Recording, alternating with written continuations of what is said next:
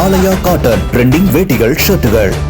தமிழக சட்டமன்ற தேர்தலையொட்டி புதுச்சேரி எல்லையில் உள்ள மதுபான கடைகளை வருகிற 21ஆம் தேதி காலை 10 மணி முதல் 23ஆம் தேதி நள்ளிரவு 12 மணி வரை மூட புதுச்சேரி கலால் துறை உத்தரவு பிறப்பித்திருக்கிறது.